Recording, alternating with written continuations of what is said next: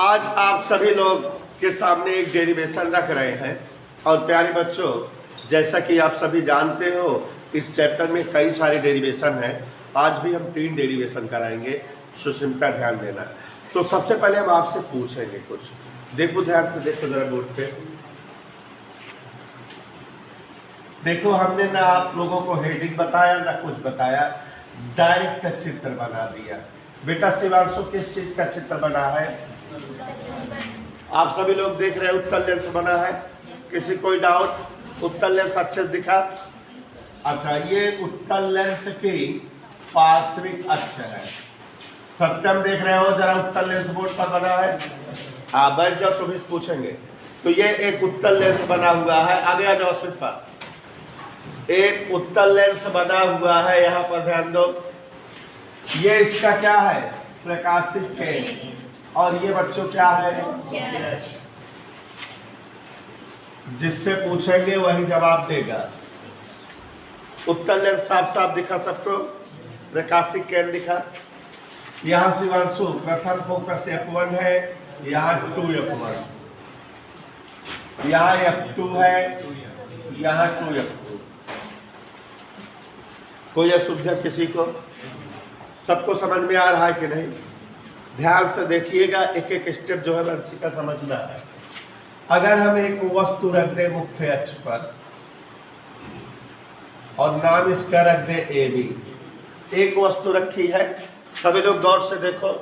एक वस्तु मुख्य अक्ष पर क्या रखी हुई है? AB। दिखाई दे रही है कि नहीं?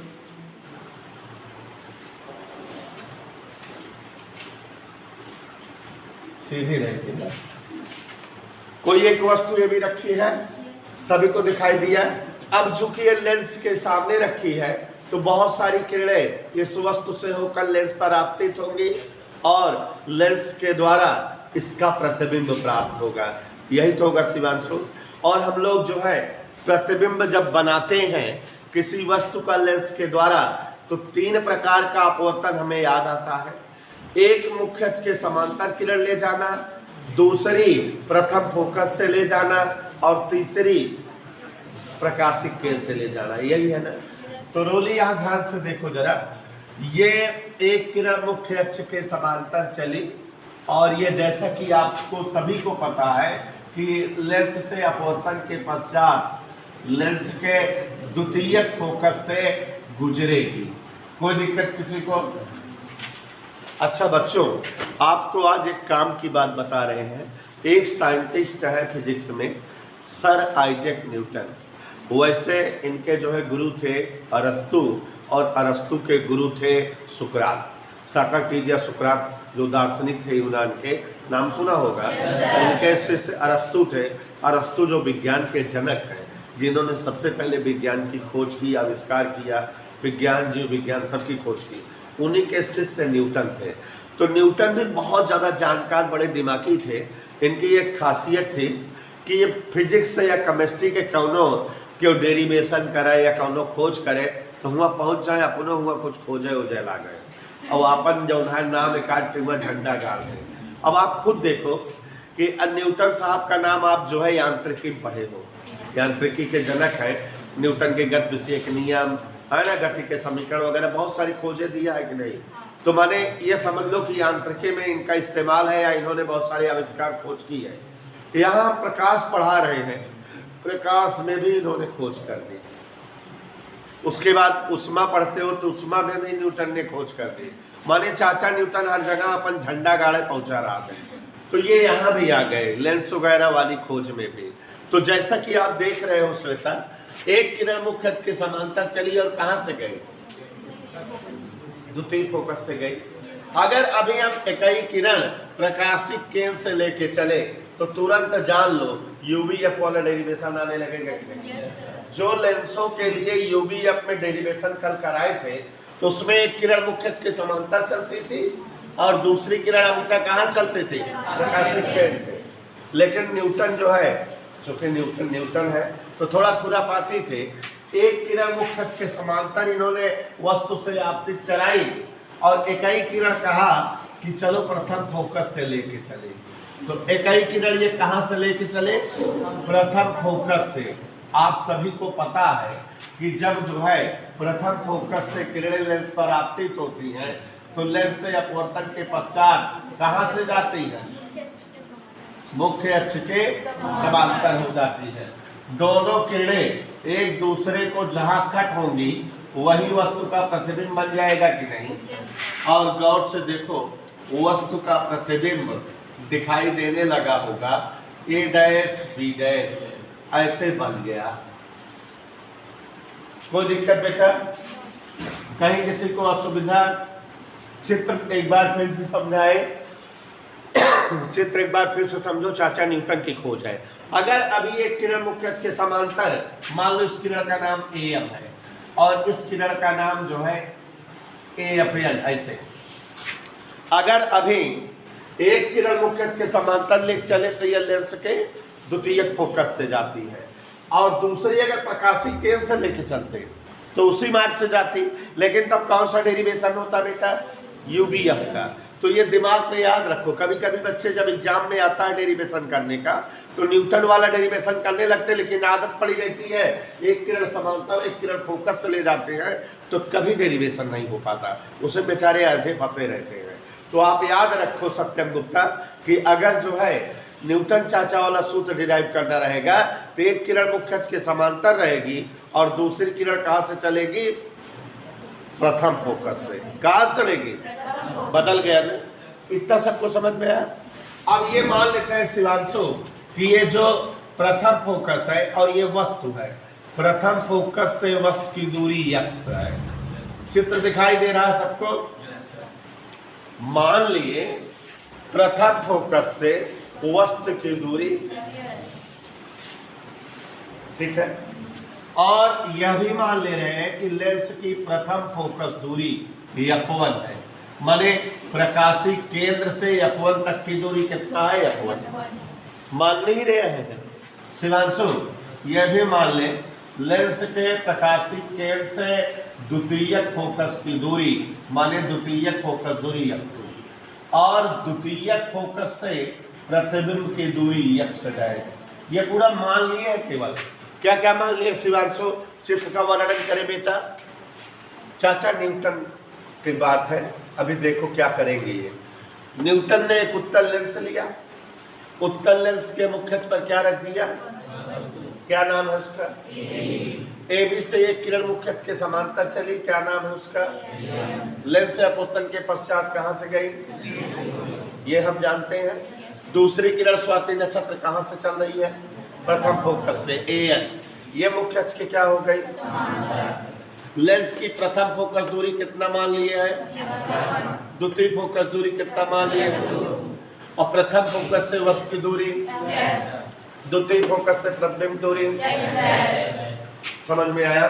तो यहां देखो जरा, माना प्रथम फोकस दूरी, रोहन समझ में आ रहा है, द्वितीय फोकस दूरी f2 दिख रहा है। प्रथम फोकस से वस्तु दूरी शिवांशु कितना है, ठीक है। द्वितीय फोकस से प्रतिबिंब दूरी कितना है, एनी डाउट? तो अब यहां ध्यान से देखो जरा, स्क्वायर, एक त्रिभुज नन्हा मुन्ना ये बना है और एक त्रिभुज नन्हा मुन्ना ये बना है। लेंस के इस साइड का त्रिभुज बने जा सकते हैं, ऐसा समझो कि आ जाए, क्योंकि 12-13 डेरिवेशन सब उसी में गचर पचर होगा, इधर उधर दिमाग लगाओगे। ध्यान समझो, बताएं सुषमता क्या दिक्कत होती है कि जब ढेर सारे डेरिवेशन हो जाते हैं, जब करने बैठोगे पहले में दूसरा याद आएगा, दूसरे में पांचवा, ऐसे होता है। इसलिए मन लगा समझो हमारी तरह। तो दीपक अकेले यहाँ देखो जरा, क्या त्रिभुज दिखाई दे रहे हैं, लेंस के उस साइड क्या त्रिभुज है, कौन कौन सी बात सुबह, A B f1 N O f1, पक्का पक्का। हम लोग जानते हैं दो त्रिभुज पाते हैं क्या करते हैं, कोई दो कोण बराबर करते हैं, समरूपता थ्योरम सेटअप करते हैं, यही जानते हैं। अब तो रट उठना चाहिए। तो यहाँ ध्यान से देखो जरा, त्रिभुज ए बी f1, अब तो याद हो जाना चाहिए और त्रिभुज NOF1 चित्र में दिखाई दिया कि नहीं? गौर से देखिएगा, देवेश ये कोण का अंश है और ये कोण का अंश है, ये वाला। तो दोनों त्रिभुजों में ये कोण बराबर हो गए। कौन कौन? ABF1 बराबर कोण NOF1। कहीं कोई असुविधा? क्या लिख दे? क्यों बराबर है? प्रत्येक 90 बराबर हो गए। नहीं मानोगे मेरी बात? अब ये कोण और ये कोण क्या है? शीर्षाभिमुख है, दोनों इसलिए बराबर है। ये वाला कोण क्या है? AF1B और ये वाला NF1O। प्रत्येक क्या है?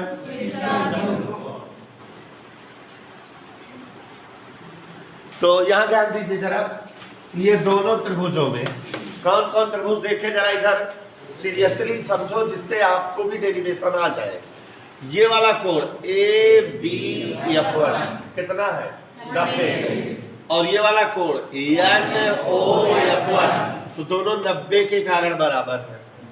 और ये कोण और ये कोण जब दो रेखाएं क्रॉस करती है तो उनके बीच शीर्षाभिमुख कोण बनता है। तो ये वाला कोण AF1B और ये वाला कोण NF1O दोनों बराबर है। और किसी त्रिभुज में अगर दो कोण बराबर होते हैं, कई दिनों से बता रहे हैं, तो तीसरा अपने आप बराबर हो जाता है। और ऐसे त्रिभुज समान कोणिक या कौन से त्रिभुज कहलाते हैं? समरूप त्रिभुज। जिन त्रिभुजों के सभी कोण बराबर हो, समान कोणिक या समरूप त्रिभुज कहलाते हैं। और जब त्रिभुज समरूप हो जाते हैं तो उनमें समरूपता प्रमेय लगती है। समरूपता प्रमेय क्या है? भुजाओं का अनुपात बराबर होना, लंब बटे लंब बराबर आधार बटे आधार बराबर कर्ण बटे कर्ण। तो यहाँ पर देखो, ये दोनों त्रिभुज जो है समरूप हो गए, इसलिए त्रिभुज ABF1 समरूपे त्रिभुज NOF1। समझ में आया? इसलिए कौन सी प्रमेय लगा दे? समरूपता प्रमेय से। गौर से देखिए, समझ लेते हो, सब सरल हो जाता है। लंब बटे लंब, पहले वाले त्रिभुज में लंब क्या है? AB और दूसरे में लंब क्या है? लंब बटे लंब बराबर आधार BF1 बटे OF1। शिवांशु, NO किसके बराबर है देख के बताओ? NO A' कहाँ हुआ? ये भी चली गया। NO यहाँ इन दो समांतर रेखाओं के बीच की दूरी है, A' B'। Is that clear? तो जहां NO है वहां क्या लिख देंगे? A' B' बराबर BF1 बटे OF1। एक समीकरण बना।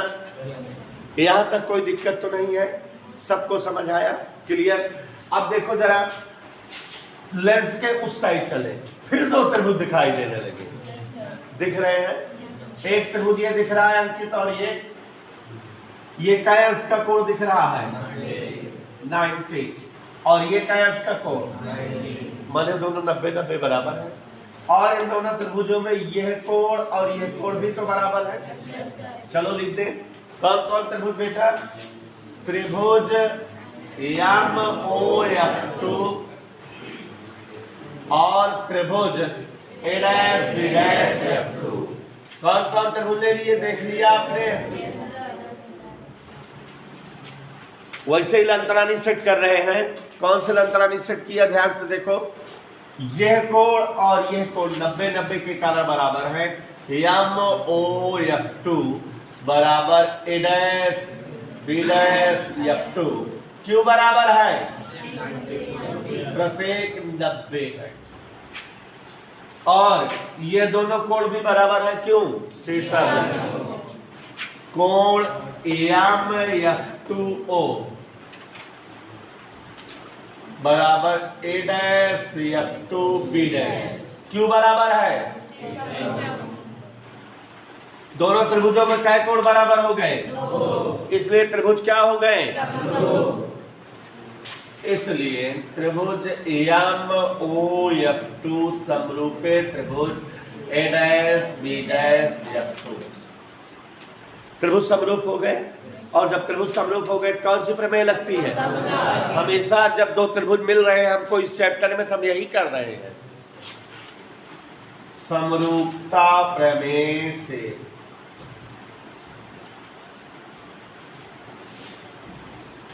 समरूपता प्रमेय से लंब बटे लंब, यमो बटा ए डैश बी डैश, आधार ओ एफ टू बटे B dash F two. Shivanshu M O बराबर क्या है? यमो बराबर एम ओ ए बी, दोनों समांतर रेखाओं के बीच की दूरियां है, बराबर है। तो यमो बराबर क्या है? जहां यमो है वहां क्या लिख दे? ए बी बटा वहां। कोई डाउट? समझ आया? क्लियर है? कोई दिक्कत? समीकरण दो। अब देखो बेटा, मेहनत से एक समीकरण यहाँ बनाया मैंने और एक समीकरण वहाँ। अगर जो है अंशिका देखो दोनों समीकरण के एलएचएस टॉपिक बराबर है कि नहीं? अच्छा, ऐसे ही यहाँ डेरिवेशन में करते हैं हम लोग, यूबीएफ वाले में भी ऐसे ही किए थे, ठीक है। तो समीकरण 1 व 2 से एलएचएस बराबर है तो आरएचएस बराबर होंगे। BF1 बटे OF1 बराबर OF2 बटे B डैश F2। देखो हम इतनी बात जो है, देखो कहने पर एक बात ध्यान से देखना। देखो सबसे बड़ी बात कि एक चाचा थे सर आइजैक न्यूटन, वो फिजिक्स में हर जगह डेरिवेशन वगैरह में या आविष्कार वगैरह में पहुंचकर मर जाते हैं, अपना झंडा गाड़ने लगते हैं। तो यहाँ प्रकाश के चैप्टर में भी वो पहुंच गए, अपना झंडा गाड़ने लगे। क्या किया उन्होंने? ध्यान से देखिए, सभी बच्चे ध्यान देंगे। एक उत्तल लेंस लिया जिसका प्रकाशिक केंद्र O था, प्रथम फोकस F1 था, द्वितीय फोकस F2 था, 2F1 2F2 ऐसे सब कुछ था, और ये मुख्य अक्ष थी। यहाँ तक सबको समझ में आया। मुख्य अक्ष पर उन्होंने एक वस्तु रख दिया AB, और इस वस्तु का प्रतिबिंब वो जानना चाहते थे लेंस से बनेगा।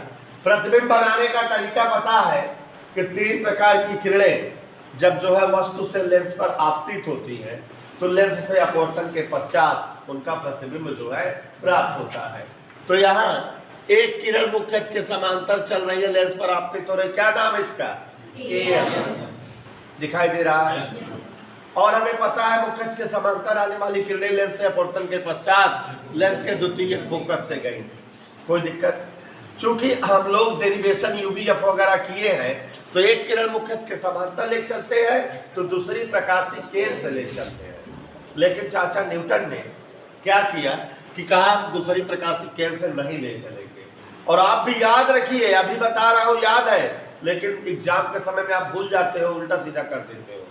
जब न्यूटन चाचा वाला डेरिवेशन करना रहेगा तो एक किरण जो है मुख्य अक्ष के समांतर ले चलेंगे, दूसरी किरण प्रथम फोकस से ले चलेंगे, और प्रथम फोकस से चले तो ये मुख्य अक्ष के समांतर हो गई और ए डैश बी डैश प्रतिबिंब बन गया। यहाँ पर एक और बात न्यूटन ने एडजस्ट किया।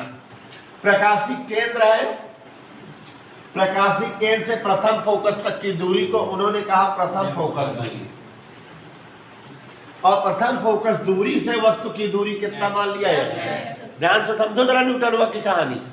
प्रथम फोकस की दूरी, प्रथम फोकस दूरी, और प्रथम फोकस से वस्तु की दूरी क्या लिखा इन्होंने?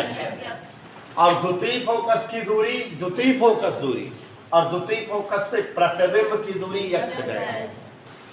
याद आया?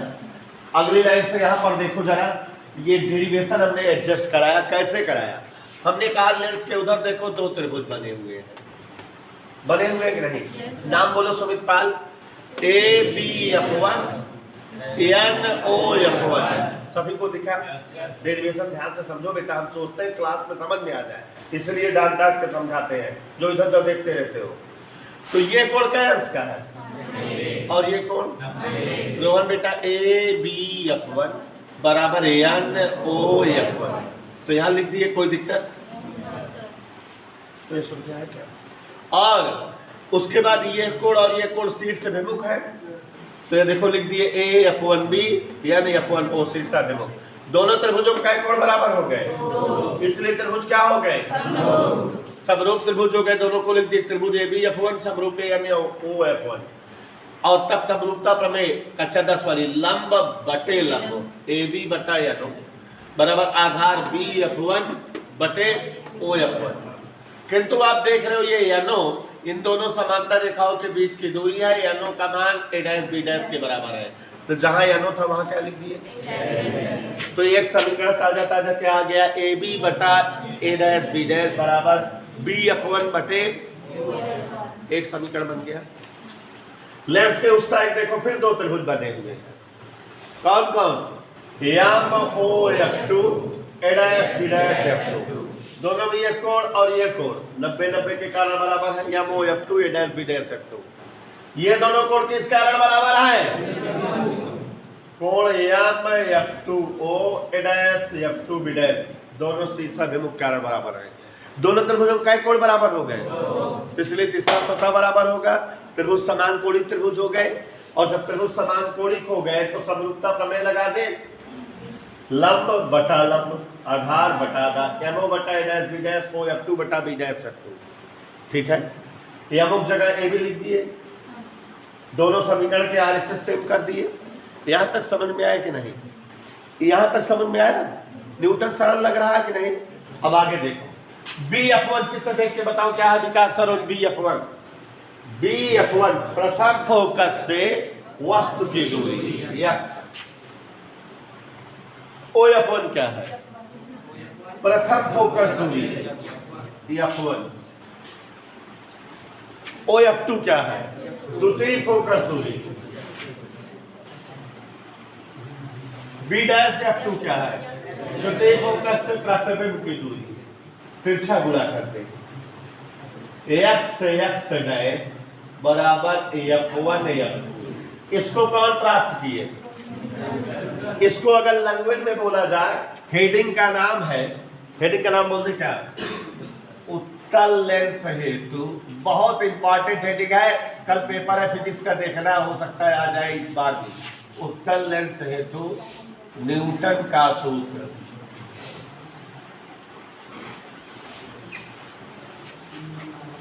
हेडिंग लिख दी है कि नहीं, हमसे पूछो हेडिंग लिख दी है ना, समझ में आया।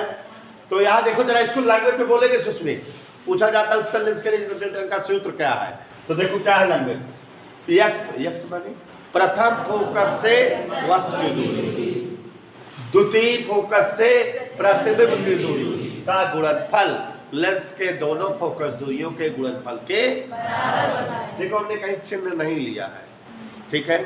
तो प्रथम फोकस से वस्तु की दूरी और द्वितीय फोकस से प्रतिबिंब की दूरी का गुणनफल लेंस की दोनों फोकस दूरियों के गुणनफल के, यही उत्तल लेंस के लिए